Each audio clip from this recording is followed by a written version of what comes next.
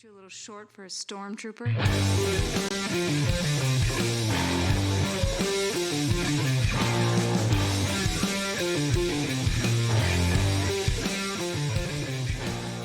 What's up, nerds? Welcome to another episode of the Multiverse Report. We are recapping the week's 30 news from episode 1 to episode 50 and everywhere in between and beyond. That's right. We are celebrating 50 episodes as of today. That's 50 weeks in a row, which means we're only 2 weeks away from a full year.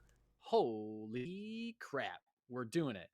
My name is Mike Gibson. With me, as always, is Steve Haller. What's up, Steve? Congratulations on 50 episodes, my friend.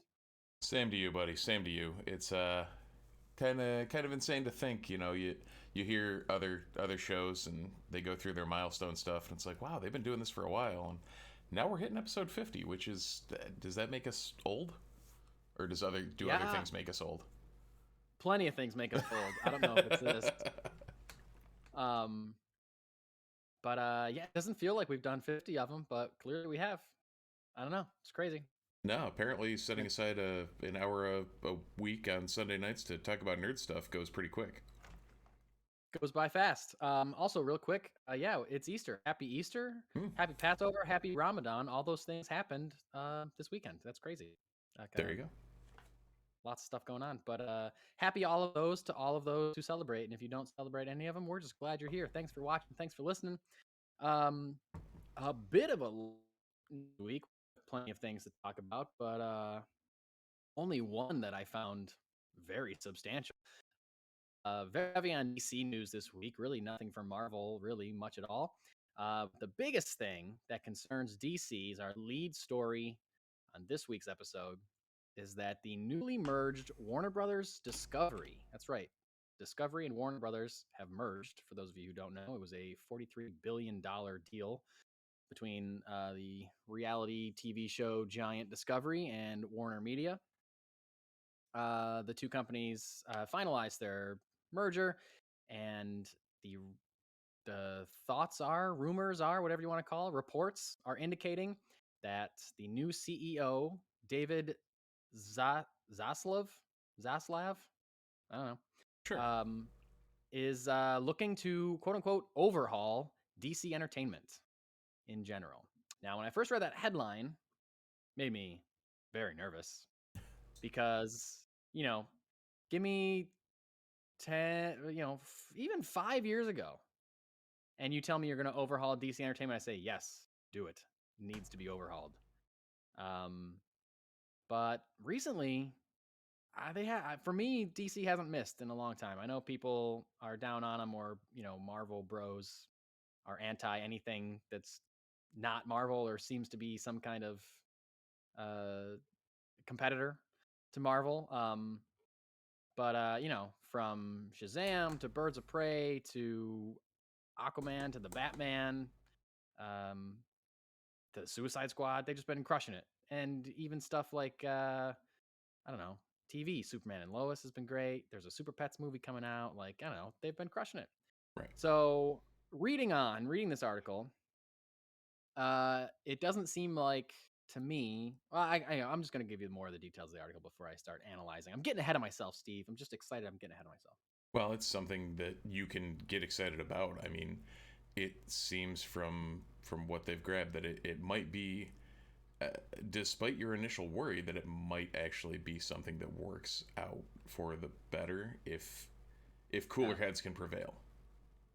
Yes, for sure.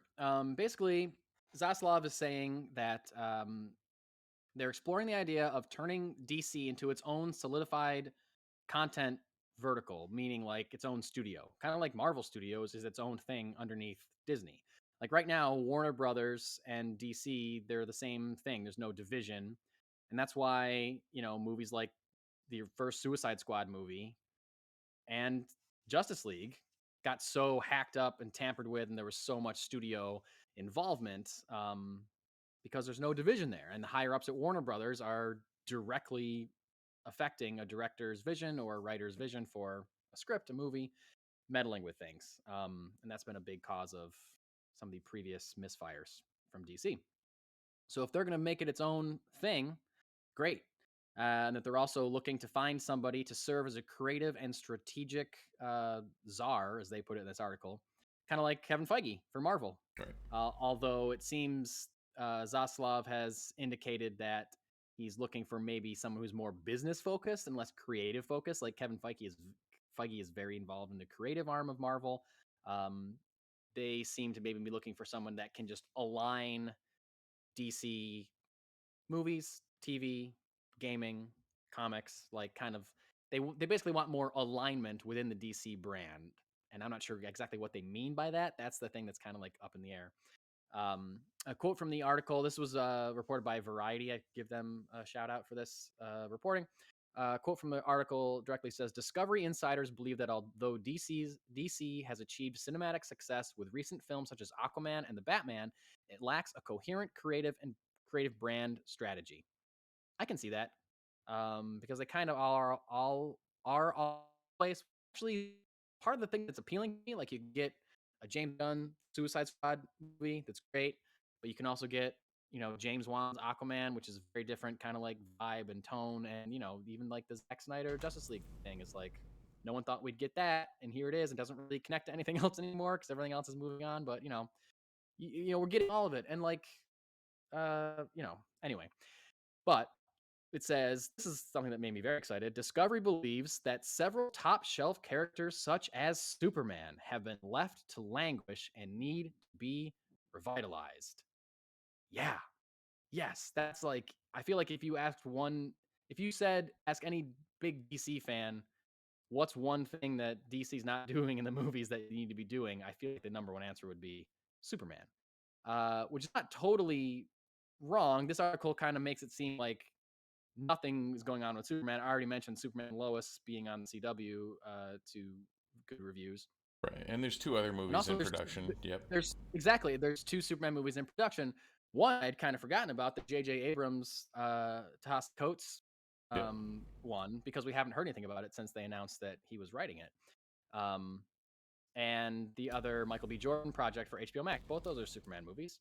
Yep. I don't know if they're specifically talking about Henry Cavill Superman returning or what, but who knows? Maybe we haven't heard anything about that Abrams Coates movie because it has stalled out or something isn't working. Maybe they're retooling it. I don't know. Who knows? But they want Superman to be more prominently marketed, which I think is a very good idea. You would think that makes sense. He's kind of Superman. Yeah, you'd think. They also said they also believe that projects like Todd Phillips's Joker are a shining example of how second build characters from the DC library can and should be exploited, Margot Robbie's Harley Quinn being another example. Basically, this article is going on to say that focusing on DC is a priority for the new company, Warner Brothers Discovery, because they kind of see it as an not completely untapped, obviously, because they're making movies, they're making TV shows about these characters. But it's definitely, they could be doing more. I think they could be doing more for sure. Yeah. And they believe that as well. And these are all IP that Warner Brothers owns 100%. These are not like being licensed from other creators or whatever. Like Warner Brothers owns these characters, so they can make stuff based on these characters without spending additional money to do the licensing or pay other creators, other companies or whatever to like make movies based on those properties. They own these properties. Right. So of course, why wouldn't you want to exploit those as best you can? Absolutely. And they're just looking to more closely align all the disparate elements in order to maximize the value of the superhero stable, is what the article says. Well, and that's something that they're going to want to do. I mean, they've seen, and again, it's the stereotypical, they did it, why can't we? Like they saw what Marvel did, especially taking primarily B-listers and turning them into A-listers. Outside of, yes, everyone knew who Thor and most people knew who Iron Man was, but like outside of Cap, there wasn't really an A tier in that original Avengers lineup. Maybe you could argue Hulk, maybe. Right. But yeah. So it's like, but at the same time, we've also seen the opposite end of what Sony is currently doing, and trying to make a cinematic universe out of, you know, CDENF listers. The Craven cinematic universe isn't quite doing it for me. So Hey, not yet. We haven't seen Craven yet, and you haven't seen Morbius. You never know. I'm pretty sure I know. Just because it took a 73% drop at the box office between opening week and second weekend. Oh, I didn't see those second week numbers. That was that bad. Yeah. Wow, 73% drop. Not great, Bob. Not great. Meanwhile, No. on the DC side, you have the Batman that comes out tonight on HBO Max, so I'll finally get to see that. So probably, but has also made almost $800 million right at the box like, office. Like on the exact opposite of anything Sony has been doing that is not tied to, specifically to Marvel Studios. It's kind of, but that's I guess that's the thing is like when DC is jumping into this, they need to err more on the Marvel and less on the Sony. And I feel like if they're talking about finding a czar that's going to be more business focused, that errs closer to the Sony end of things, where they're just worried about the bottom line. And exactly. like Feige is Feige because he cares about what the story is doing. Like as dumb as it sounds, like on the Star Wars side, you have someone like Dave Filoni who's doing the same thing, where it's there's some quirks, there's some weird stuff going on, but there's someone who actually cares about what's going on. It's not just someone saying, can we put out a Madam Web and a Craven and a Morbius and a whatever just to keep the rights and keep the money coming in. Right. So I know that's what's confusing to me, and will be interesting to see, because I really like that DC has said, we're just gonna do our own thing, and some stuff's gonna connect, some stuff's not gonna connect, and who cares? It's all the multiverse, and it's fine. And even this article references that they are looking at Aquaman and the Batman and Joker. All three of those movies take place in different universes, realities, whatever you want to call it. Those three movies don't connect at all. So it seems like they're acknowledging that is okay that they don't connect, but also are talking about alignment and things lining up or whatever, and doing what Marvel's doing. So that makes me think they do want things to line up, but I guess I'm curious as to how they're going to juggle those two things, and if they're just going to do it in a more refined way than is being done now, like a more clear banner, like this is DC. I don't know. This is DC Prime, DC Earth Prime, and all these they're like movies labeled that or whatever, Right. And like DC Elseworlds or DC Black Label or whatever, these are these other umbrellas of movies or something. Because if they're referencing Joker. Joker is a wild, different take on a character. Referring to him, by the way, as a second build character, I think is. I was going to bring that up. That didn't seem. Yeah. He's second build in the sense that he is not Batman. Batman, yeah. He's second build to Batman, but. Yeah, he is the most recognized, most famous villain probably from all comic books, arguably. I would say so. I mean, on the Marvel, it's probably him, or like the Marvel equivalent would be Doom. See, Doom, it was not even the first that came to my head, because Doom hasn't been Joker's been in movies and comics and TV. I'm trying to think of a Marvel villain that has been an A-lister in all of those mediums. At this point, it's Thanos. That's the only one I could think of. Was Thanos. But I'm thinking like classic Marvel comics. It's like Doom is kind of like he would be the equivalent. But through other media, Doom's pretty well lost. Yeah. Anyway, but I do like the idea of them let's make a Booster Gold movie, or they're already doing that though. That's the thing. They're already doing a lot of what this article is saying that they want to do. Like they're making a Blue Beetle movie. They're talking about Justice League Dark. We talked about last week about all the stuff that DC has still got in the pipeline. We're talking about Zatanna movie. Like she's a second build character. Blue Beetle second build character. Even Batgirl. They're making a Batgirl movie. Like these things are happening. So that's why I'm just curious. Like how is this going to shake out? What is the cohesion that they're talking about, that they see, that they want? Well, And and how is it going to affect what they have already? Because I still want them to do the things that they're doing now. I don't want anything to get canceled, and I Right. don't think anything's going to get canceled unless it's like super early development. But I still want Warner Brothers to be a place where, or the DC movies, whatever, be a place where James Gunn can come in and do whatever he wants with Suicide Squad. You know, like he said he loved making Suicide Squad because Warner Brothers literally told him he can do whatever he wants. He can kill whoever he wants. They didn't care. Do whatever you want. And that was the same thing with Peacemaker too. Like I really hope that David Zaslav isn't like, hey, James Gunn, we'd love you to come back, but here's some rules. You know, like I don't want that. I don't want that. Let him do what he wants to do. Well, and that's something that Feige's been able to do on the Marvel side is like, James Gunn, go have your stupid crazy idea with Guardians, and I'll find a way to tie whatever you're doing into the rest of it. And if they can find some, and again, we're back to the creative versus the business, where we've seen what studios can do to some of these properties, and like cutting and chopping and turning them into not what the IP intended.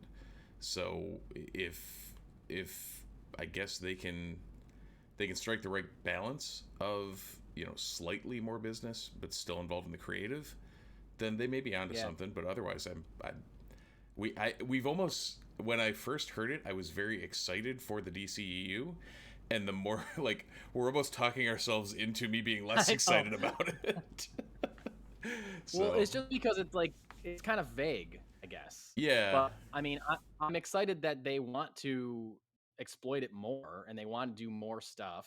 Yep. And they want to bring up more second build characters and focus on them.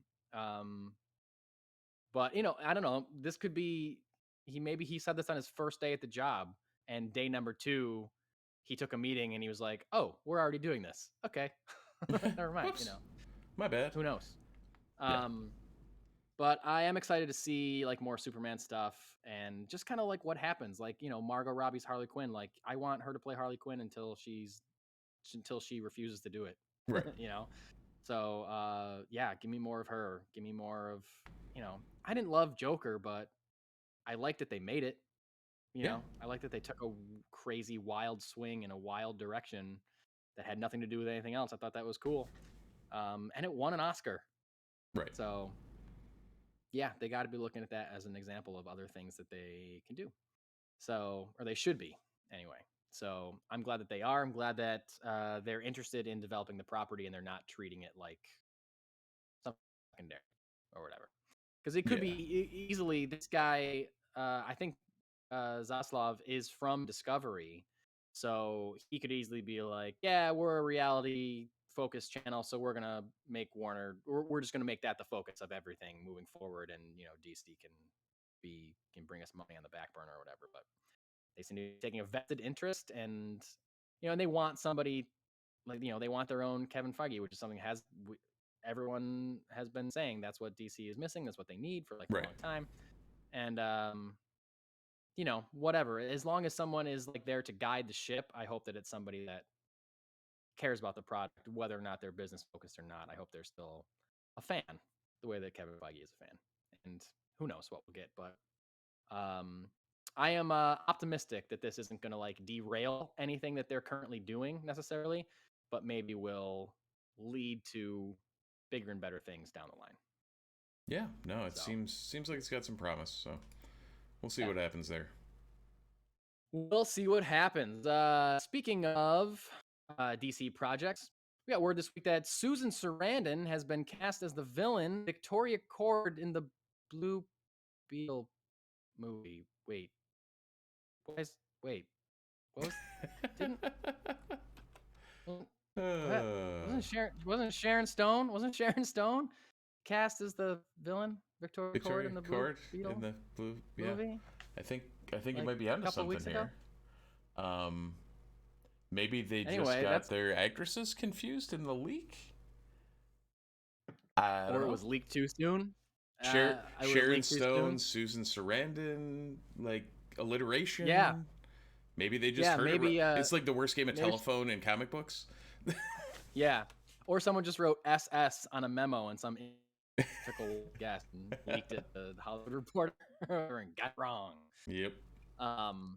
So anyway, yeah, I mean, we don't really have a story here, but a couple weeks ago, Sharon Stone was playing the villain in the Blue Beetle movie, and that is not happening. It's Susan Sarandon is playing the villain in the Blue Beetle movie. We still don't know if Victoria Cord.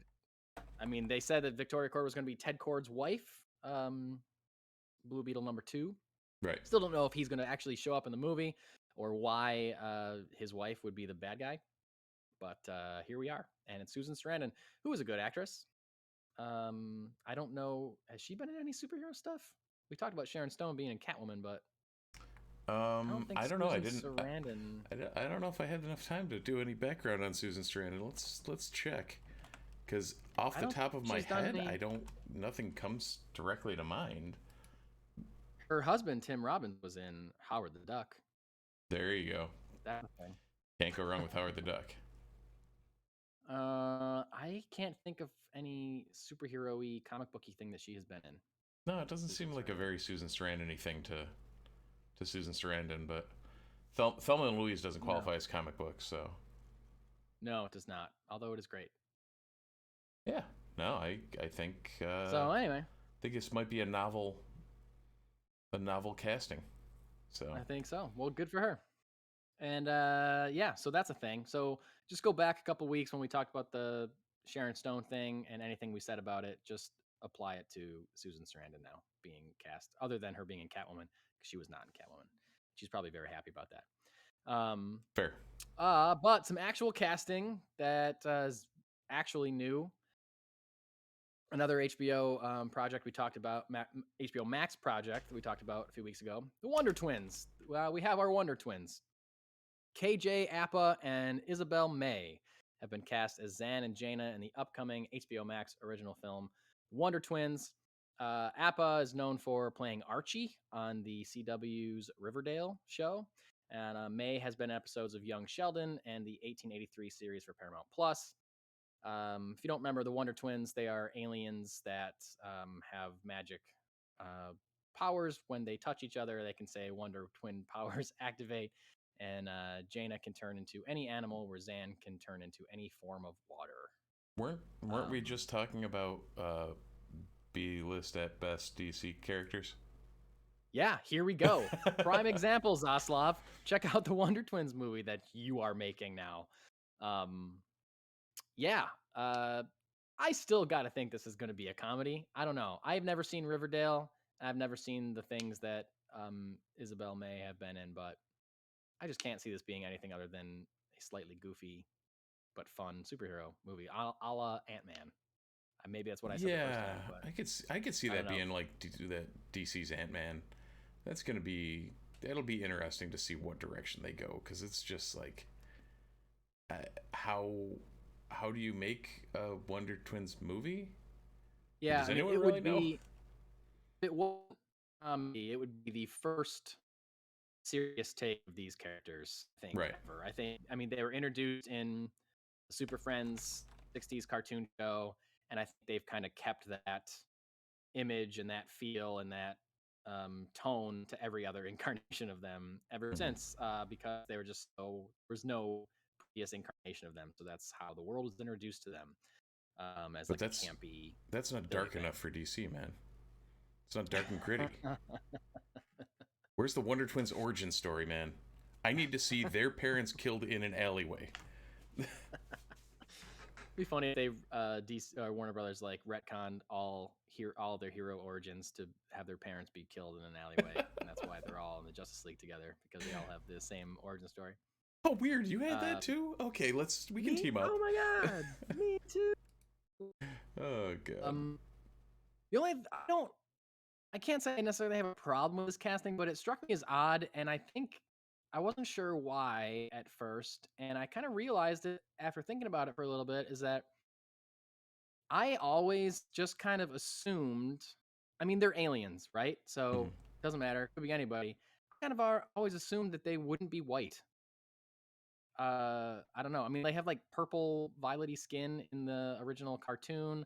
But like in comics since then, like I picked up a couple of Wonder Twins comics in the last like 5 years, and they were like they had darker skin. I don't know. I just assumed that they would just not be white. I don't know, but I don't know. They're going the white route for this version, I guess. So we'll see.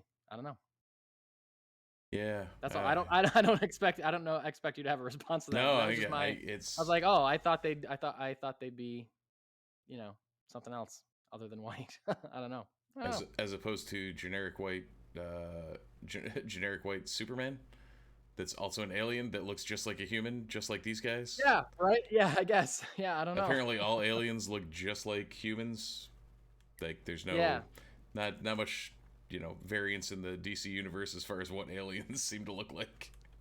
Yeah, I know. Well, yeah, when you're all made in 1938, you're not really thinking about diversity or whatever. But yeah, I don't know. You can't really have the cantina scene in 1938 comic books. Yeah, yeah. But yeah, I mean, it's not like yeah, the mainline Superman, Earth Prime Superman or whatever is coded as white. So like, I normally picture him as being white when I'm thinking of him. But I don't know. I always assumed the Wonder Twins were a different ethnicity. I don't know. And I guess in this world they're not. But who knows? I don't know. I don't have anything to say. That's just my one complaint. It's not even really a complaint. Just I was surprised that they were white. No, it just seems weird. Like I don't know. Yeah. The whole thing seems weird. It's one more weird thing in the weird things that are coming out of this Wonder Twins movie. Yeah, I guess it just seemed like an opportunity for diversity that they chose to go a safer route. And I guess that was kind of like a bit of a bummer for me. I guess I'll say it that way. That's a better way to kind of quantify what I'm trying to say or explain what I'm trying to think. Huh, that works. But anyway, yeah, Black Adam screenwriter Adam Suzuki is writing. I'd go with Steichel. Steichel. I got to give you all the tough names. I mean, the whole having family of Eastern European descent comes in handy with this one. Yeah, that helps. Adam Steichel is writing and directing Wonder Twins, which films this summer in Atlanta. So getting close. And Steichel, he wrote Black Adam, so Warner Brothers must like what he's doing. Yeah. Yeah, either that or, Dwayne Johnson just put in too many good words for him and they couldn't say no. Could be. Yeah, they're like, ooh, we got to keep The Rock happy, so let's hire his buddy Adam. Yeah. So to write this other thing. So cool. Yeah. So that's all of the I guess we got some one-shots that are DC focused later, but we are moving into a... Yeah, we're devoid of Marvel this week. There's we're negative... devoid of Marvel. Besides, I mean, we will be talking about Moon Knight episode 3 later in this episode. Obviously, that is Marvel. But yeah, no Marvel news, no Star Wars news, no Star Trek news, no Game of Thrones, no Lord of the Rings. We do have some news from the world of miscellaneous. Stranger Things, Netflix universe, I guess you could say. Stranger Things season 4, volume 1 gets a full trailer. And what a trailer it is. That was a trailer. There's a lot going on there. Definitely a lot going on. Lots of cool imagery and I don't know, get to see our characters. They're growing up, those kids, man. Mm-hmm. Yeah, when you take 3 years between seasons with child actors, they tend to get older. Yeah, and they definitely did. Like Finn Wolfhard looks like he's in college at this point. Yeah. I mean, and they're doing things like they're aging them up in timeline. It seems like too. Like this is clearly a jump in time from the trailer. It seems, and I would think late high school. They're probably seniors in high school. Yeah. And I don't know, Steve, what'd you think of the trailer in general?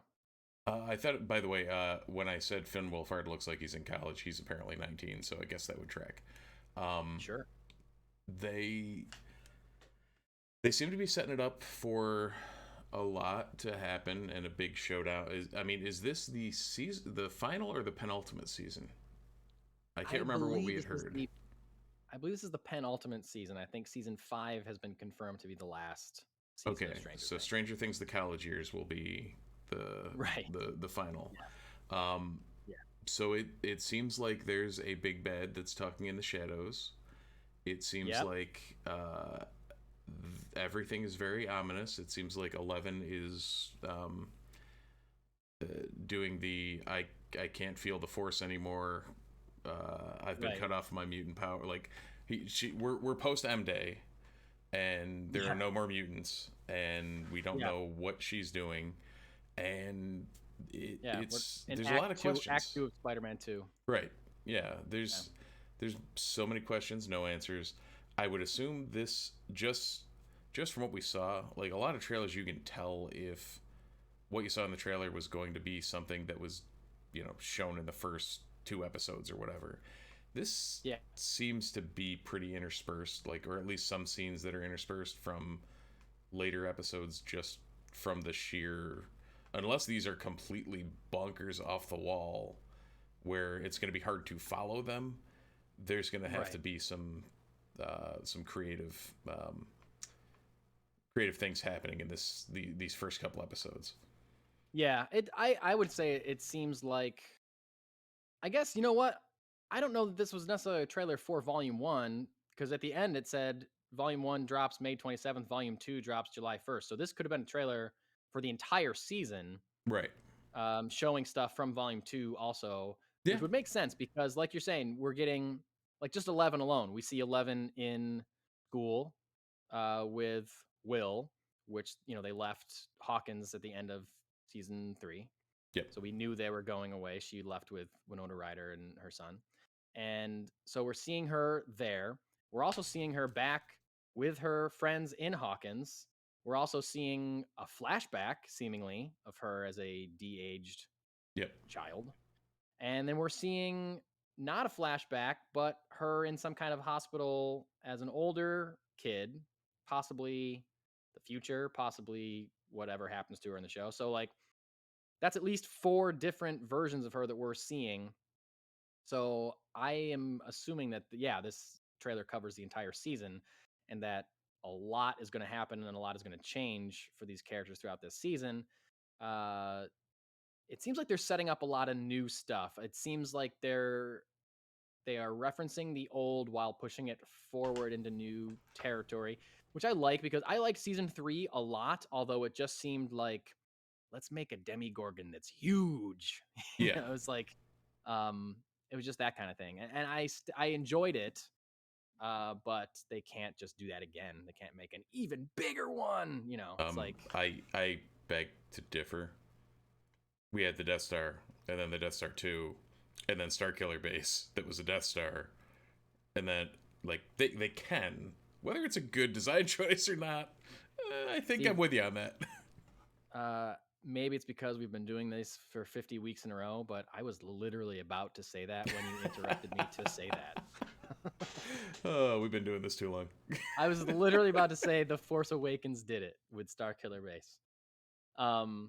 Simpsons did it. Yes, you're right. They can, but it would have been a disappointment. I think they knew that it would have been a disappointment. So, I mean, it seems like, it almost looks like they're, like, able to go in and out of the Upside Down easily. Like, they're like riding bikes through the Upside Down world in one quick shot of the trailer.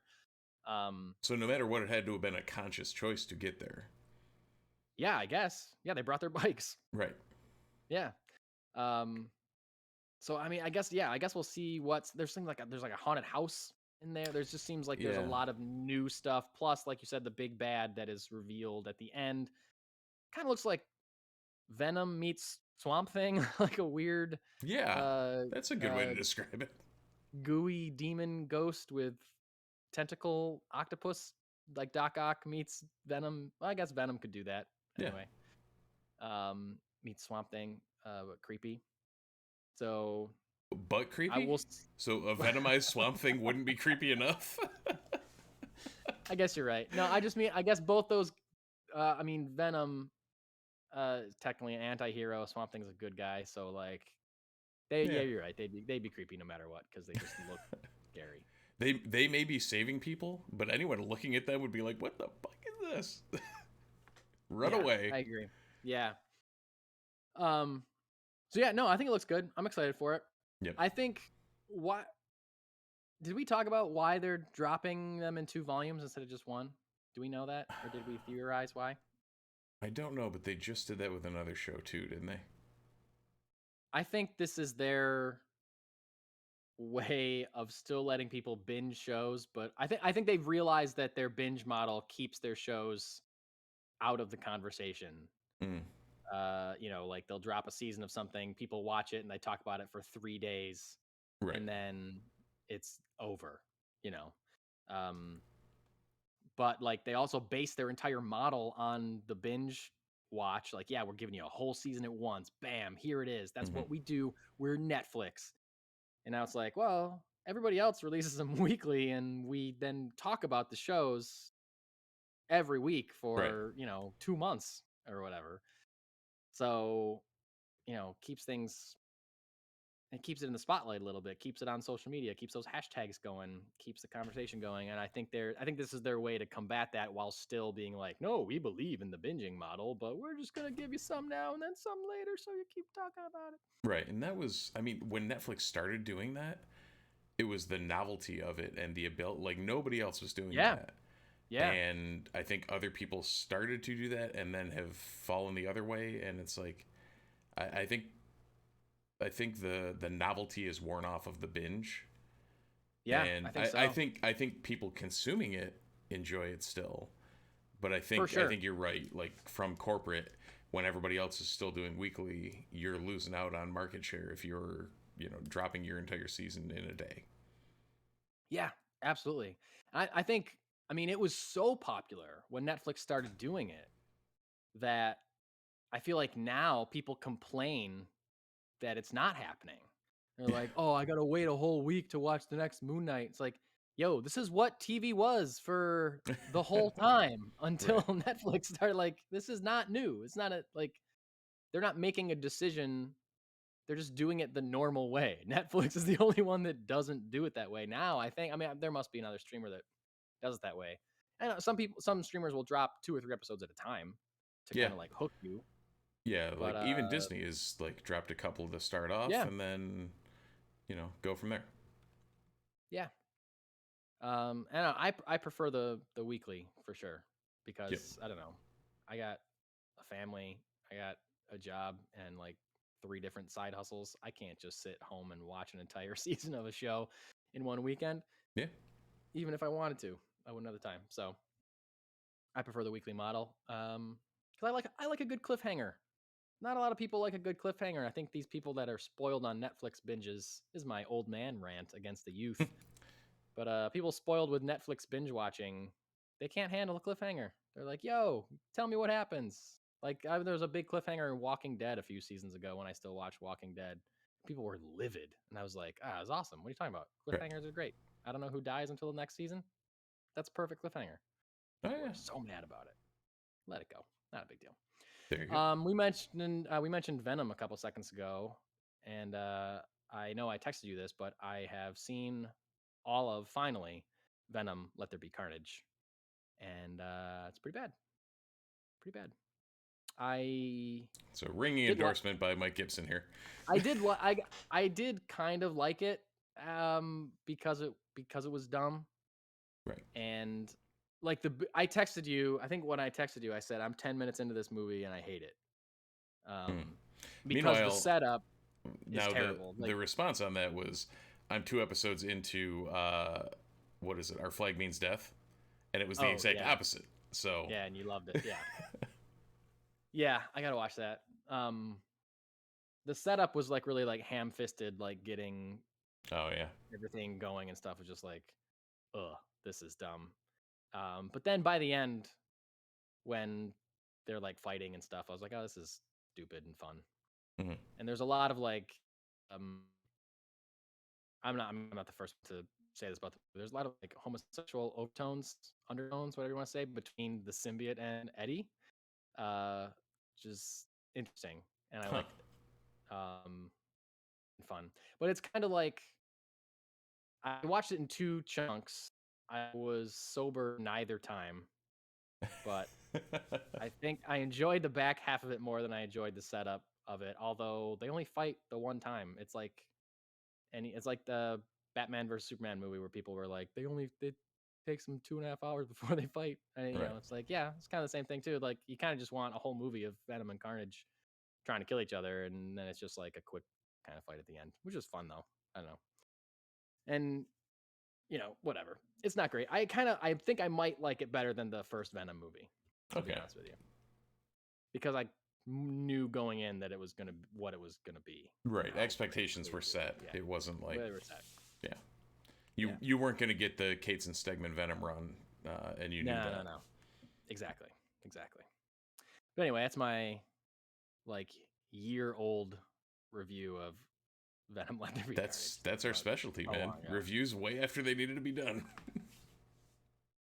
This is way after it even came out on streaming or being able to rent. Yeah, did you end up renting it or was it streamable somewhere? No, I have a friend that has a Plex account. He gotcha. purchases movies and uploads them to a library, and he is a wonderful person that gives me access to it. So there you go. Can watch any of his personal collection of films anytime that I want. And he owns Venom Let There Be Carnage, apparently. So it was mine for the taking. There you go. All right. So finally, moving into some comic book news. IDW has announced 9 new original series from some really good talent, including Scott Snyder and Willow Wilson and more. Now, IDW is a comic book publisher. It's really known for utilizing IP owned by other companies. But recently, they have lost a lot of the rights to that IP. Star Wars, Marvel has pulled their Star Wars licensing from IDW. It's going to Dark Horse, we talked about a few weeks ago.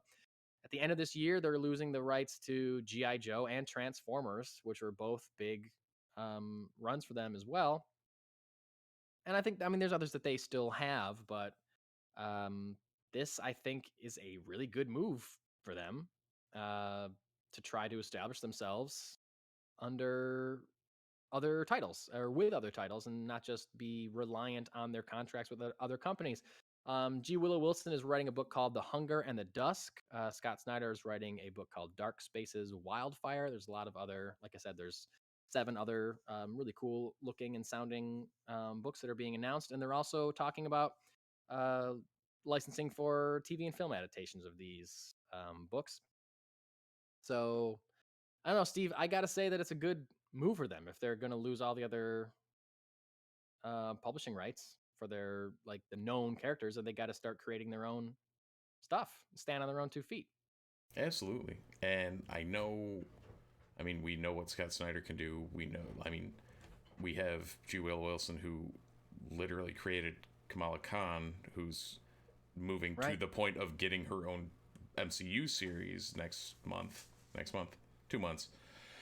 So there's definitely talent there, and I think we've seen from a lot of the different indie publishers that getting some of this talent on board and letting them run wild with what they want to do is it's created some of my favorite books in recent time.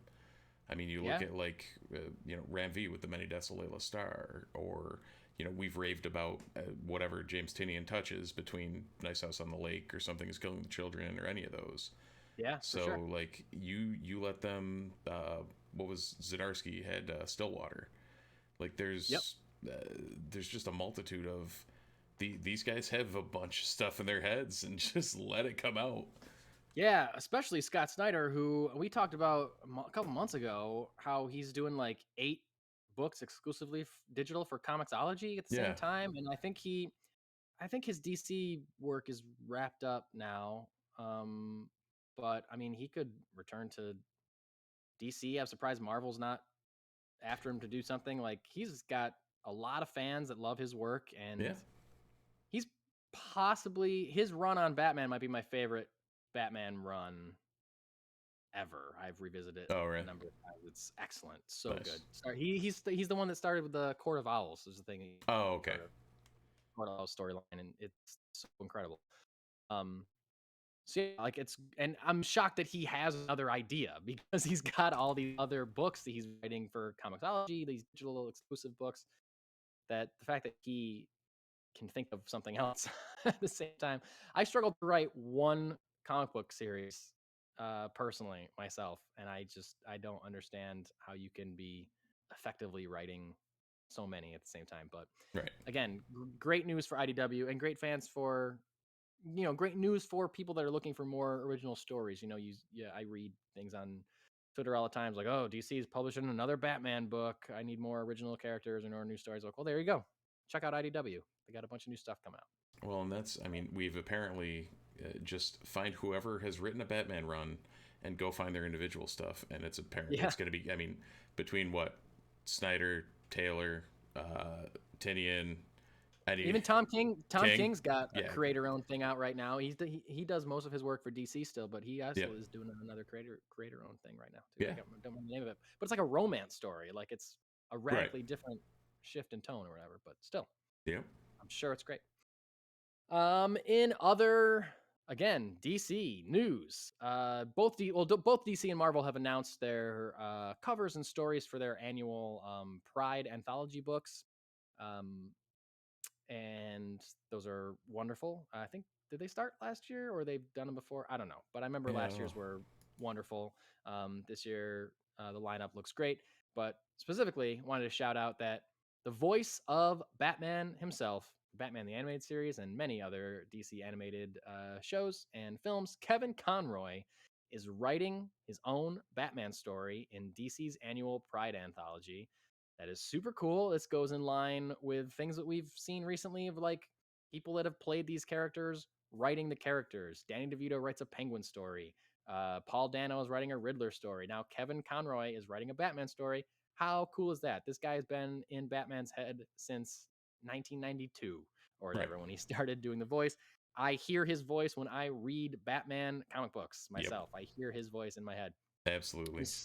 His story in this anthology is called Finding Batman, which he described as being a very personal story.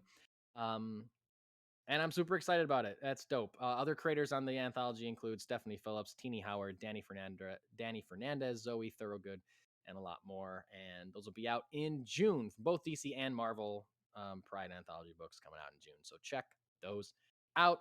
So they were able to grab Teenie Howard, which is like that's she's writing Catwoman right now too. Oh yeah.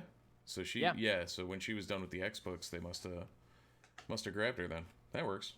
Yeah, she took over Catwoman for Ram V, and so she's already in house. They already got her right there. Yeah, her work on Excalibur was great. So I'm sure that follow up it'll be good. I'm sure. Yeah, I've heard wonderful things about her as a writer. This week in your local comic book store, we got Avengers 55, Batman, Superman, World's Finest, number 2. I read issue 1. It was great. Nice. Blue and Gold, number 8, the final issue in the Booster Gold Blue Beetle miniseries. Very excited to get to that. Catwoman Lonely City, number 3. I gotta say, this is a miniseries. Catwoman Lonely City has been excellent. So good. It's a futuristic book where she just got out of prison for 10 years. She's like older. Bruce Wayne is dead. Dick Grayson is dead. She's trying to like solve a leftover mystery from her days as a crime fighter, trying to like get back into being Catwoman, but like wrestling with her age and stuff. It is a great book. So good. Highly recommend all 3 of them. Or get a trade when it comes out. It's great. We got Flash 781, The Good Asian number 10, Ice Cream Man number 29, Philadelphia 21, Nice House on the Lake number 8, Nightwing number 91, Refrigerator Full of Heads number 6, Scooby-Doo Where Are You number 115, Shang-Chi number 11, Wolverine number 20, and Wonder Woman Evolution number 6. Steve, were you going to say something about Refrigerator Full of Heads? Yeah, was that one of those where you just looked down the list and were like, that looks like something notable to mention? Or honestly, have you read 1 through 5? I haven't read them, but I know that I've seen that title somewhere before. Okay. So I haven't read it. I can't tell you what it's about or even the publisher, but I know I've seen it. I think I've seen it on a shelf somewhere, but I can't not shout it out when I see that title because that is a great title for a book. I wonder what it's about. Anything else jumping at you besides that, or anything you've been reading recently? Well, let's see. I finished Swamp Thing, Alan Moore Swamp Thing Volume 4. I finally finished, which I loved. And I'm trying to finish Sandman Volume 6 so I can move to Sandman Volume 7 because we still don't have a release date for that. I was going to say in advance of whenever that shows up. I know. I would love to. I would love to finish all 10 volumes before that. I can't imagine that I will at the pace that I go. Um, what did I just pick up? Oh, I picked up volume number 2 of Batman Killing Time. It's a Tom King miniseries Batman thing he's doing. Number 1 was really good. It's a cool heist story, Riddler and Catwoman, uh, heist story. Hmm. Batman's chasing him down. Pretty cool. And what else did I just pick up that was great? Or Incredible Hulk. What's it called? Grand Design. Do you know about the Grand Design books? No. Ed Piskor did a series called X-Men Grand Design. He might have done the Fantastic Four one too, or someone else did, but I've got all 3 of the X-Men ones. I haven't finished reading them all, but the X-Men ones are huge. They're like giant newsprint sized books, and they're printed on Oh, like yeah. newsprint, and it's like a newspaper cartoon or like a newspaper comic strip Yep. style, but it tells the entire history of the X-Men from 0 to like the 90s. Like it starts with the birth of Professor Xavier, and That's awesome. it tells his I story. So it's chronological history of Yep. mutants. Yeah, Yeah, and I it's remember excellent. hearing about those, and I never read them or anything. But Grand Design. Now I'm gonna write that down. Yeah. The X-Men ones are great. They're gigantic, and like you can smell the newsprint when you're reading them. That's great. They're wonderful. And so the Hulk one is it's a bigger issue, but it's like the size is the same. Yep. That doesn't make sense what I just said at all. It's a thicker issue, longer issue, giant sized issue, if you will, but the dimensions of the is regular comic book dimensions. But Nice. so I started reading that, and that is cool as well because I know less about like early Hulk stuff. Like I know his origin, and then I don't know much until like modern continuity, really, because I never like followed Hulk stuff. So Right. like, I know his side characters, but I don't necessarily know how he met them or whatever. Hmm. So I jumped into that. Yeah, there's apparently Anything? a Fantastic Four one too. Yes, there is a Fantastic Four one. I remember seeing that. I don't know if that was Ed Piskor. That's the Hulk one I'm reading is not Ed Piskor's. Clearly, they handed it off to someone. It's Right. similar style, like Yep. Sunday comic newspaper strip style. But Nice. yeah, Well, cool. I will What about now you? be looking into that. I can say I actually hit up our new local comic book shop, Funky Town Comics, down on Yeah. West Jenny. Uh, Grabbed the aforementioned last week X-Men Red and the New Marauders run. So, looking forward to having a shop on this side of town, and really looking forward to reading those books. I've heard both are good starts to whatever's going to happen with these arcs. So, Nice. glad to be back on top of things in the world of X. Yeah, that's awesome. I got to get to that shop too. I'm dying to go. Yep. Very I and Jesse was, great guy. Glad he's starting things up. Just talking to him, it was like, you're doing this for the right reason. So great. it reminded me a Awesome, lot man. of our old buddy Jeff. So Yeah. as far Yeah. as like why he's into it and like what he's doing, I'm like, all right, cool. I want you to succeed. Awesome. Yeah, I feel like because it's so much closer to where I live, I feel like I'm going to have to cancel my pull list at my current store, which I feel like I'll feel bad about doing Yeah, because it's no, you kind of won't. like I know I will and I won't though. You know what I mean? Like But you'll be canceling it to I don't bring know. it to a new up and coming shop to help them get on their feet. Yeah, and I won't have to Like, drive like a half hour. right. I mean, you and I both right now are at shops that are long established for decades. So, Yes, that's true. That's true. Yeah, the one I go to has 2 locations, so right. they'll be fine. Yeah, one They'll of be fine. one of which in the mall. Is in a mall. Yeah, Right. they're fine. So, All right. Anyway, let's move on to some one shots. Dead Boy Detective gets a series order at HBO Max. We talked about how a few months ago HBO Max ordered a pilot of a show called Dead Boy Detective based on the comic series from Neil Gaiman and Matt Wagner. Pilot was ordered in the fall. Clearly, it went well, and now it's going to be a full series. These are characters that were introduced in Neil Gaiman's Sandman run.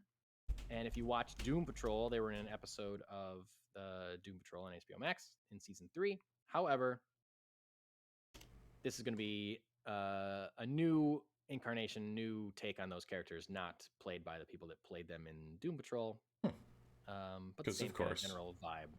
Yeah. Why make it easy?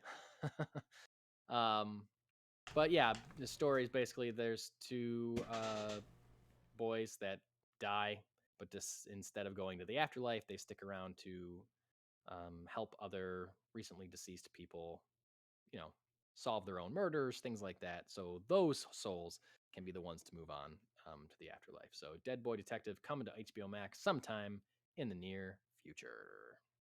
Fun times. It has been about 40 years since the last Red Sonja movie, and it may be longer still. Apparently, for one, we may have mentioned it in passing in the past, but they are making a Red Sonja movie, and the director, MJ Bassett, is apparently now suing the U.S. Immigration Office so that she can stay here and continue the production of the film. Because apparently Bassett is an English director that lives in the U.S. but is not a U.S. citizen and needs a new visa in order to stay in the U.S. and complete the film. So it's going to be interesting to see where that pans out. Lawsuits are always so much fun. Yeah. I don't know if we actually did talk about this because this movie has been kind of in development hell for like a long time. I remember years ago. Yeah, I know exactly what you just read. When this movie was announced, it was announced that Bryan Singer was going to direct it, which is a dumb idea on a lot of levels. This was after he was already, Bryan in the Singer. shit.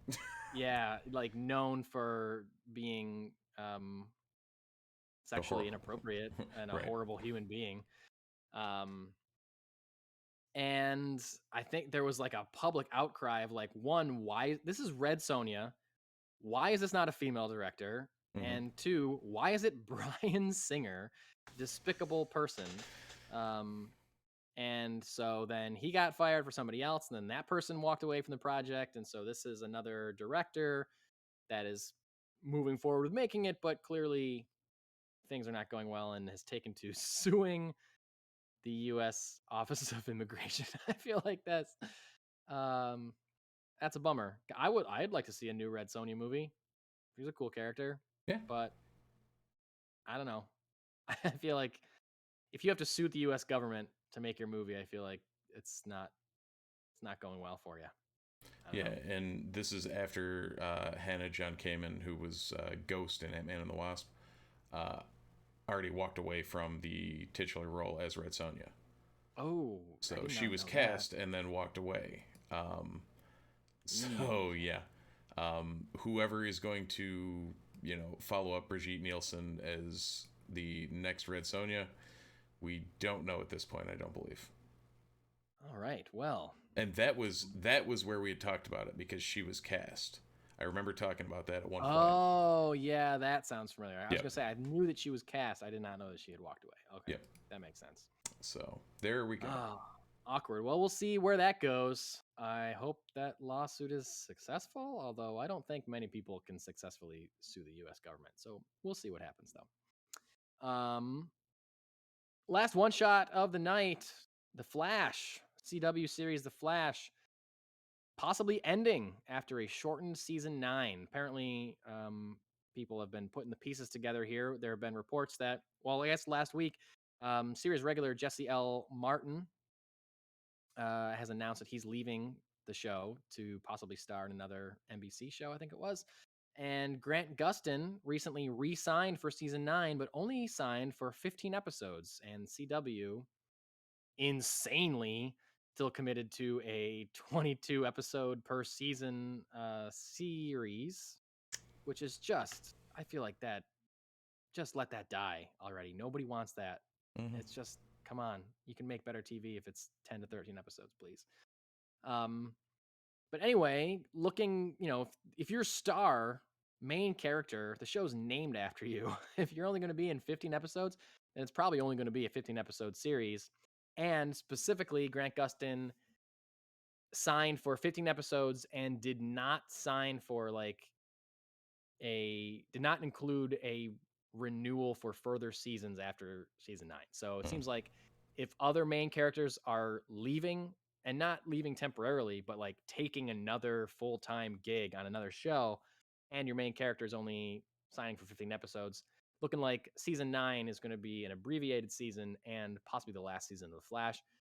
Still, longest running show in the Arrowverse, and some of the most superhero-y stuff I've ever seen on television, like straight up comic booky, embracing that source material. So gotta hand it to The Flash. But I gotta say, personally, I'm kind of surprised it lasted for 9 seasons. I feel like anytime I see an interview with Grant Gustin, he doesn't seem someone that legitimately loves playing the Flash. I think he likes having a job as an Right. actor. But he doesn't seem like a nerd to me. He doesn't seem like someone that's going home to read Flash comics and like, yeah, I'm the Flash. Like, he just seems like, yeah, I'm just an actor. I'm just doing my job. Right. Yay. I can go fast. And no matter what happens on that, it's still more normal than whatever's happening on the rest of the Flashverse. Yeah, that's true. It's really funny. Now I'm thinking about, now that you said that, I remember when they announced, I mean, there once upon a time, Warner Brothers announced an entire slate of DC movies, almost none of which we have actually gotten. Because they were just like, we gotta catch up with Marvel. We're gonna announce all this shit, and then we'll figure it out later. And a lot of it they did not figure out. One of those things was a Flash movie, and I think they announced a Flash movie, and they announced that Flash was going to be in Justice League or something, and everyone was like, this was back, the Arrowverse was already up and running, and people were like, oh, you should do what Marvel's not really doing very well, like, the Agents of S.H.I.E.L.D. is like not, they're saying it's connected, but it's not really connected, and this is what you could do. You could have your TV shows connected to the movies, like have Stephen Amell show up as Green Arrow in Justice League movie. They didn't do that. They're like, oh, Grant, why? People were mad, like, why aren't you casting? Just use Grant Gustin. He's already Barry Allen. Like, you already have a Flash. Use him.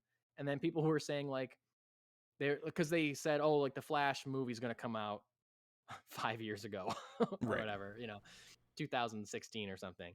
And they were like, I remember specifically reading one piece that said, so by the time the Flash movie comes out, there will have been a successful CW series of the Flash on for 4 seasons already. So like, how many people are going to care if this show is now the show is ending, possibly before we even see the Flash movie after 9 seasons, and that's crazy. Insanity. And like Absolute right now, insanity. the Flash is still scheduled for next year, the film. So like clearly, if all goes according to plan, we still will see the movie before the series ends, but not nearly, much closer together than we originally thought we'd see these two things. So very interesting. But so yeah, maybe saying goodbye to CW's The Flash, a show that I used to watch all the time and then just had to let it go because I can't. I just don't have the time for all that CW 23 episode stuff. Just can't do it. Yeah. Too much. No, and I think, as you said, most TV is moving away from that at this point. And even Superman and Lois, like, is a CW show, but they were only doing like 13 episodes, and that's the newest one. So I feel like they figured it out. They're like, hey, let's not bog this down. Let's just get in and get out, write a good story, and not just spin our wheels for 3 episodes in the middle of every season. Yep. Speaking of the Flash, the actor currently, possibly, maybe portraying Barry Allen, is also in a movie that opened this week. Ezra Miller was in Fantastic Beasts, The Secrets of Dumbledore, and as such, they were in the movie that has the lowest opening weekend of the Harry Potter franchise to date. Oof. At only 43 million domestic on the weekend. Previously, Crimes of Grindelwald was 62 million. So wow. There's some things going on here. Apparently, the movie itself was critically a slight improvement over I heard that the previous Crimes of Grindelwald, but still I don't know, whatever's going on with this franchise right now, it seems a little up in arms and a little confusing. Yeah, I think when I remember we talked about Fantastic Beasts 3, I don't know, a long time ago, and we had a discussion about whether or not anybody cares about it, because I don't. Right. I mean, but I'm also not a huge Harry Potter fan. Like, I like some of the Harry Potter movies, fine, but I never read the books. Right. And, um, you know, J.K. Rowling is a bigoted turf, so I I don't plan on getting more into the Harry Potter books. I'm not going to support Yeah. the horrible person that she's turned out to be. But I don't I even I guess my point is that even the Harry Potter people that I know don't give a shit about this franchise. They're Right. like, "Oh, it's Harry Potter, but Harry Potter's not in it." I Yeah. don't know. I can't even name the main character because it's not Dumbledore. Right. Like, it should have just been about him. Well, I you guess know, like, that's the thing is they tried to make this, you know, this trilogy, or originally I think it was supposed to be 5 films of this Yeah. Fantastic Beasts saga, when would it have made more sense to do, you know, and to be fair, it worked to a degree for Star Wars, but like, do you take a franchise and then do one-off shots, like the Secrets of, like, have Dumbledore get his movie and have Right. like, but don't have to connect it to whatever happened to David Attenborough in the first one there. Yeah. Newt's Commander, that's what it was. I was like the guy who liked all the animals. Like, you don't have to tie everything together. They can all just be different stories. Like, Right. would that have helped it? I don't know. Is this a function of all the various things that have happened to both actors and creators of the franchise? And like you said, a lack of Harry in the Harry Potter world? Yeah. Like, I don't know. Like, maybe they just should have on the promo poster put, what's his face? Daniel Radcliffe's Daniel face. Radcliffe. Just put him like superimposed behind the poster, and they'd probably sell some more tickets.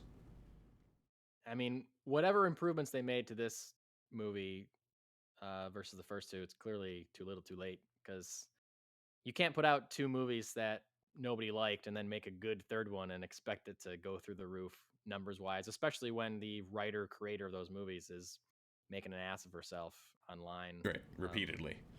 Yeah, spewing hate speech. So, yeah, I don't know. I don't have any sympathy for the Fantastic Beasts trilogy. Was going to be, like you said, was announced as 5 movies, and I don't know if they're gonna proceed with that anymore. Well, I'd be surprised if they did, and if they did, they're not gonna make money. Right. There's no way. Plus, all the Johnny Depp stuff, like that was all controversy that Oh, surrounded the yeah. second one. Like, he got replaced because he was in that The him and domestic Amber Heard abuse thing. thing with Amber Heard beating each Who's- other up or whatever. Like, Right. Yeah, that who's whole still- mess. yeah, I am very interested to see how much of Amber Heard we see in Aquaman 2. Something Yeah. tells me that her role will be drastically reduced. I don't know. We'll just see. We'll see. Lots of crazy stuff going on with that Fantastic Beasts franchise. But you got to think, is that Warner Brothers or is it It's Warner Brothers, I right? think it's Warner Brothers, isn't it? No, because it's at Universal Studios, right? Yeah, but I think it's Warner. I think it's Warner Brothers Pictures, though. What? Is it? How's that possible? How's that possible? Well, Warner Brothers doesn't have an amusement park. Not in the United States, anyway. They don't have their own park. So they'd have to put it somewhere else. I'm pretty sure it's Warner. Yeah, because they're all on HBO Max. All the movies are on HBO Max. Yep, Warner It's gotta be Brothers. Warner Brothers. Yep. So maybe that's another reason that they're like, yo, let's like Zaslav's coming in like, yo, let's get these DC projects churning up because Right. Harry Potter's going nowhere. We got nothing for Potter. Like, what is a way that how could they revitalize interest and critical acclaim for the Harry Potter franchise without involving J.K. Rowling? How is it possible? Because I'm pretty sure Daniel Radcliffe has expressed zero interest in playing Harry Potter again. Right. Yeah, I don't know. I mean, I guess maybe what we're suggesting is the thing of like, do one shots and make them actual good movies. Like, don't try and force it.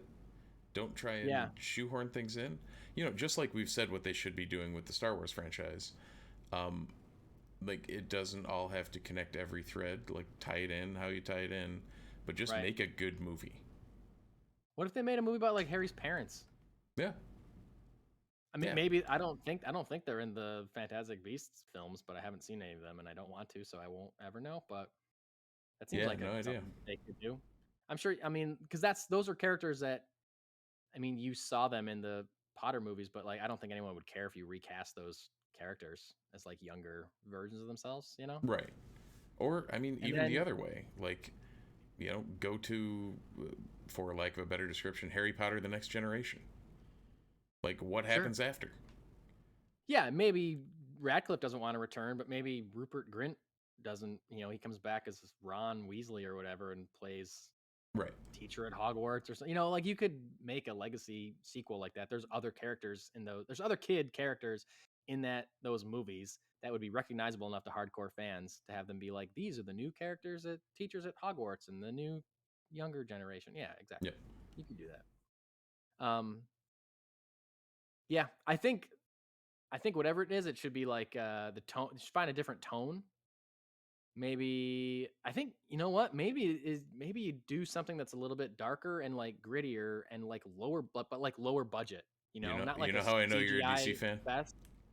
Well, no, but like, but something that think about the people that grew up reading those books. They're our age now. Right. They're in their 40s and late 30s. You know, like, they're adults that want adult entertainment, and they don't necessarily go and sit through a family CGI schlock fest of a Fantastic Beasts movie. Like, give them something with higher stakes. Give them something with real human drama that just happens to be wizard related. You know, like, you can still have wizard effects, but it doesn't have to be complete green screen fight scenes or whatever with giant monsters. You know, like, that's, I guess I'm saying, like, don't go bigger, go smaller and more personal, and do something for like a low budget where you're more likely to make your money back. Right. Who's the Daredevil of the Wizarding world? Exactly. Yeah, or create the Daredevil of the Wizarding world and have someone other than J.K. Rowling do it. Mm-hmm. You know, because then, like, you know, if someone came to me that was like, "Yo, you got to see this new fucking Hogwarts prequel." Yep. You know, 3 people get stabbed in the face or something, like, you know, it doesn't have to be that extreme. I'm not looking for, I don't think it should be R-rated either, but I think you should go for a different tone, because from all things I've read and seen, it seems like the Fantastic Beasts movies are trying to emulate the tone of the Harry Potter films and failing, like the tone and whimsy of those films, and not doing a very good job. Maybe I'm wrong. If I'm wrong, tell me. Shoot me an email. Send us a message. Tell me how wrong I am about the Fantastic Beasts trilogy. Tell us what you would like to see the Harry Potter franchise do to get some of your attention, because right now it doesn't seem like it has any. So let us know what you think by sending us an email or whatever. And I am segueing into saying goodbye to people, because we're about to talk about Moon Knight episode 3. And if you haven't seen that yet, you should leave. But before you leave, Steve, tell them what they do. Well, they've won. Oh wait, no, wrong rant. Check us out, themultiverseport.com. Send us an email, themultiverseport@gmail.com. If you can't imagine, the Multiverse Report at whatever you're looking at is probably a good bet. If you're on Twitter, though, that's the weird one, Multiverse RPT. Feel free to get a hold of us, any of the main social channels. Toss us a line, toss us an email, rate, review, subscribe. Follow us on Twitch if you're watching. We are on YouTube and your podcatchers of choice, Stitcher, Spotify, Apple Podcasts, any of those, Google Podcasts, whatever, wherever. Feel free to review, subscribe, and we'll be talking at you soon, hopefully. Hopefully you're talking back to us. Well, yeah, hopefully. And goodbye, those of you that haven't seen Moon Knight. Those of you that have, thanks for sticking around. All right, Moon Knight, episode 3. Here we go. I really liked that it started with more information on Layla in the beginning, getting a fake passport from a mysterious lady. Yeah. that No, she that clearly was- knows and works with, possibly is related to. Well, they were talking about her dad quite a bit. I was like, well, is that her mom? They didn't Yeah. say. Seemed like Maybe. an old family friend, or like, like you said, could be a relative. Yeah. So seemed to Yeah. know Layla's history in Egypt, so definitely close enough for that. Yeah, and Layla seems to definitely have some. Her dad is some kind of some kind of well-known archaeologist. Yeah. Is her dad Indiana Jones? That'd be great. Crossovers all over Crossover. the place. I want to see. Oh my god, if Moon Knight showed up in Indiana Jones 5. I I'd hate would. that. I wouldn't even. I would hate it and also love it just Yeah, because how ridiculous it went. I would hate it so hard. Yeah. It's like, how I know you jumped the shark? That's how I know. That's how I know. I like this episode a lot. I thought it was very good. Yeah. I really liked they kind of started showing you how Mark and Steven can like work together. Mhm. Steven having the knowledge of the Egyptian pyramids and past and histories and things like that, and Mark being better at, The rest spy, of life. secret agent fighting thing. He's like brawn. He's the brawn, and Steven's the brains. Like, that's cool. Like, hey, give me the body. I can do this. Give me the body. Like that kind of back and forth. Mhm. I thought was cool. I was like, oh, this is the character now. I see that. Also seem to be starting to hint at a number 3. Who did Mhm. that? Did you do that? I didn't do that. Did you do Right. that? I didn't do that. So apparently Who Oscar did? Isaac pulls that off in every that sort of that line almost in every franchise. But yeah, he did say that, didn't he? Yeah, it looks like Jake Lockley might be making an appearance, which I found amazingly ironic because that whole scene took place right after he jumped out of a cab and stiffed the cabbie, and in comics Jake Lockley is a cabbie. Ah, interesting. So that whole interchange happened right after that. It's going to be interesting because apparently Lockley is the brutal one, like more brutal than Spectre, because we saw right. Spectre didn't want to kill the kid. Like he's punching and stabbing everybody else and just slaps the kid. And like, so we're seeing like there is a line for Spectre. Apparently there's no line for Lockley. And you're saying that's not the case in the books? Not to my knowledge. So yeah, they're already playing fast and loose with some things. Yeah, like with they're Stephen taking Grant, some new swings. and so I do like that I do like the things they're changing are working for me. Right. Which is nice. Yeah. I mean, the fact that Steven is effectively a completely different personality than in the comics, but it still works very well for the story they're telling, is maybe also the most comics thing they could do. Yeah. Because that happens all the time where it's like, well, we got this framework and we'll just do it how we want to do it. Yeah, exactly. Yeah, then they're good at that. Marvel's very good at that. Yeah. I really love the scene where he spoke to the other gods or the avatars of the other gods in that temple. And what is Ethan Hawke's character's name? Arthur Harrow. Harrow, yeah. He was kind of like on trial there for a little bit. One, I didn't even. I guess I didn't. I was like, I didn't automatically assume that other gods also have avatars on Earth. It seems that maybe Khonshu is the only one that makes theirs be a superhero vigilante, and the others are just there to like observe or whatever. Because it's not like, it seems like if they were other superhero vigilantes, and they would just all form like a team, like. Well, that was something they said in that council, is that the rest of them had basically like given up on humanity. Right. So maybe they all are capable of having their avatars, wrap themselves up in mummy bandages and do awesome things. Get involved. Yeah, they just don't. Right, but Makes they choose not to.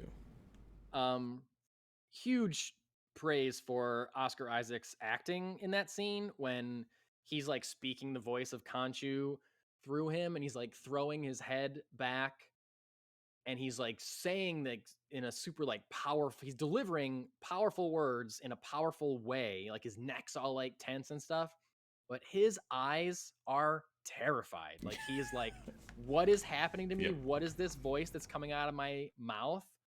But he's doing both things at the same time, and I was like, that is awesome. He is crushing that. Mm-hmm.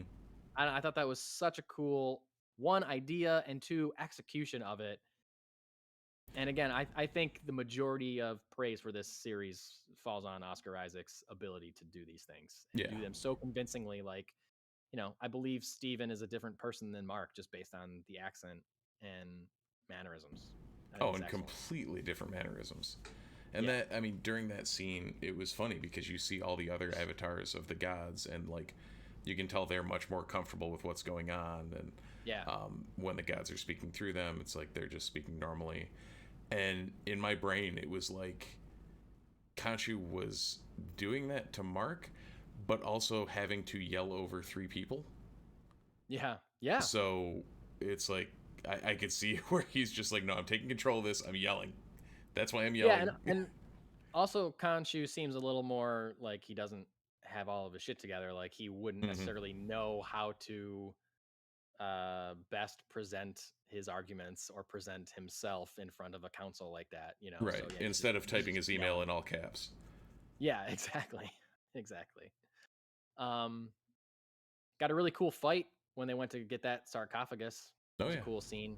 Yeah. Quick body switches back and forth between Mark and Steven. Yeah, that was great. I liked it a lot. Yeah, well, and that was the first time we saw Mark actually relinquish to Steven consciously. Yeah. Because he needed to. Which, I mean, that's kind of big.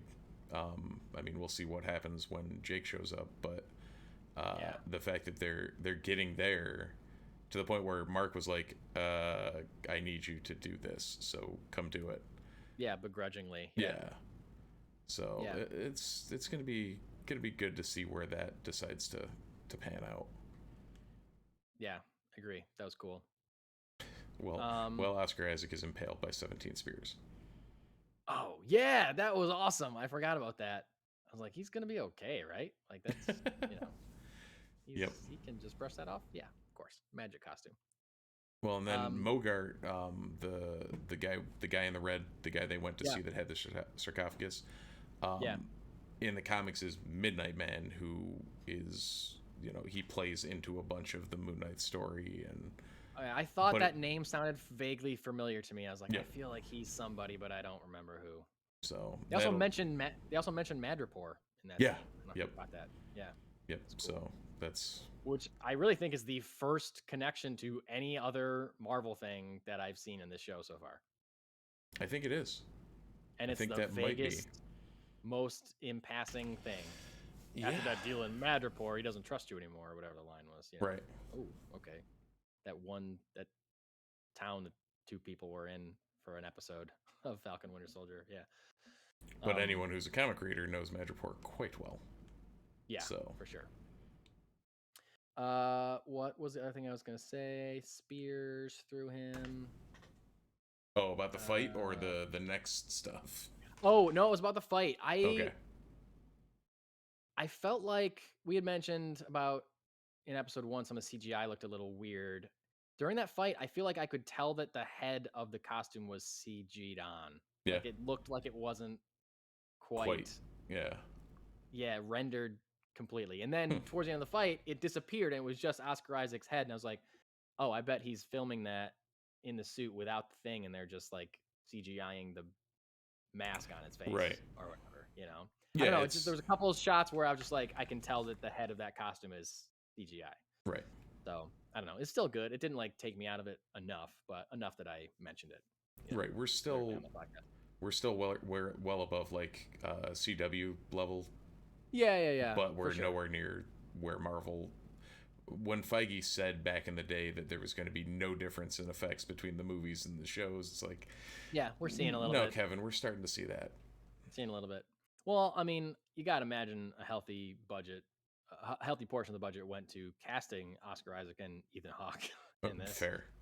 Absolutely fair. So yeah. So I mean, and it was good enough. Yep.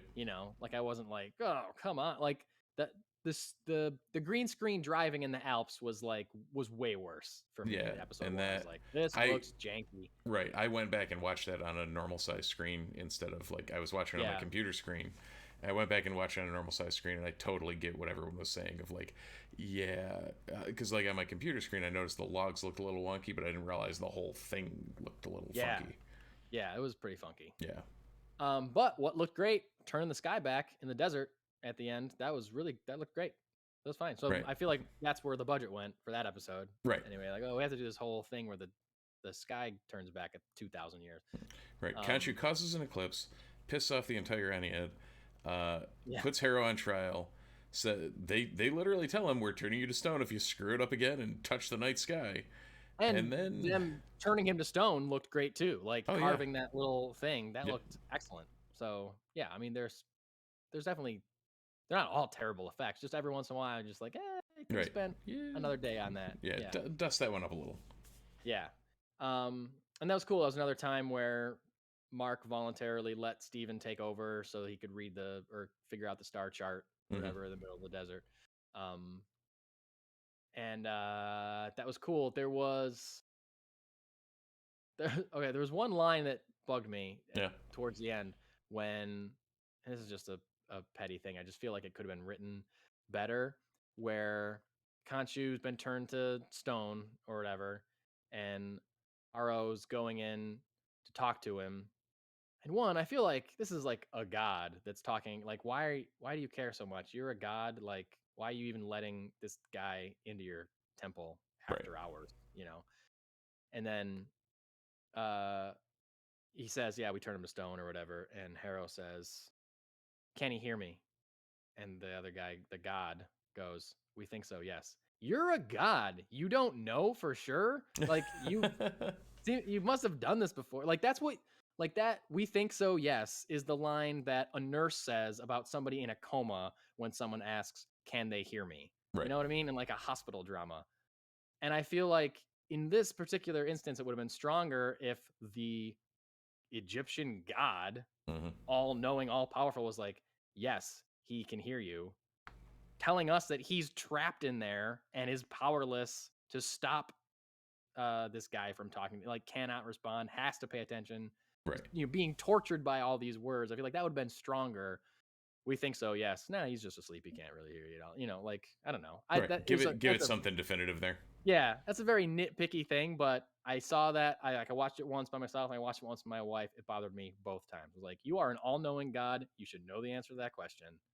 Right. And it's better if you do know the answer to that question. So anyway, just and like, come on. The Avatar of Osiris there is all buddy with Harrow now. Like they have history, I'm sure, because he used to be Khonshu's avatar, but like that seems like that may have been part of how Khonshu got locked up and Harrow got off too quick, too easy. Yeah, I know. I would like to see a flashback of Harrow as Moon Knight. That would be cool. Yeah, that would be pretty cool. Like an episode that opens with a fight and you think it's Mark Spector, but then the head disappears and it's de-aged Ethan Hawke or something. That'd be cool. Well, I'm wondering when we get towards the end of this, if we see something like Harrow in a suit from Amit, like, because I'm sure Amit's going to get released. Like, that's almost a foregone conclusion at this point. That the two avatars just go at it hammer and tongs in the suits. Oh, that could be. Yeah. Like, that would be be cool. Fight. That'd be cool, but then it's also like the problem that Marvel has had a number of times where the big fight at the end of the movie is just the bad guy has the same powers as the good guy. Yep. But it's like Iron Man 2, Black Panther. Like you're just a different version of me. Right. Even like Winter Cap Soldier. And Winter Soldier. Like, yep. Yeah. Oh yeah. No, that's. But I mean, whatever. You do what you got. It's comics. That's comic books too. Right. Most of the time. So. No, you do what you gotta do. I do think that God is going to get released 100%. Like, there's no stopping that. But I'm not sure as to how Mark. So does he? Khonshu's a piece of stone. Does he not have his Moon Knight powers anymore? I feel like. I mean, I think they made it apparent the way they cut that at the end, where as the stone, like as the statue was like solidifying, that the suit was disappearing. So I think that's at least what's being inferred. I think so too. So interesting. Yeah, no, it's definitely must watch TV this Wednesday. Yeah, for sure. Because how is he going to free him without any connection to these mystical powers? I don't know. We'll find out. I mean, the only thing we know is that they're in the Great Pyramid of Giza. Like, how to get there? No idea. Yeah. Mark can't just open a portal, a doorway by himself. Right. He couldn't do it the first time. Khonshu had to do it for him. So strange. Well, I guess we'll see. That's all I got about Moon Knight. You got anything else? There was something that I can't remember at all. Well, so sure, you can always talk about it next week when we talk about episode 4. Absolutely. On our series, All Right, Moon Knight. But all right, thanks for sticking around. Again, do the things that Steve said and send us emails and follow us and like us and write us a review on iTunes. Write us a review, rate us, rank us. Tell them that we're your favorites. Thanks, that'd be great. Watch us on Twitch and follow us and YouTubes and all those things. Send us questions. Send us emails. 50 episodes, Steve. This was number 50. We did it. Absolutely. Half a century. Tune in 2 weeks. Half a century of weeks. Yeah. Can you measure weeks and centuries? I don't know. We'll go with it. We will. We do now. Tune in 2 weeks from now for our big anniversary episode. 52 weeks. That's a whole year. We're going to do so much crazy stuff. You have no idea. We have so many plans. I was going to say, we're gonna do so much crazy stuff. You don't have any idea. Neither do we. Don't expect a huge celebration. We're just going to be talking about more nerd stuff. Maybe we'll have a guest. Who knows? Yeah, we'll see what we can come up with. Celebrate with a guest. Anyway, that's all we got. Follow us. Tell us what you think. And send us any questions that you may have. And until next time, thanks for watching. Thanks for listening. And we'll see you in the multiverse.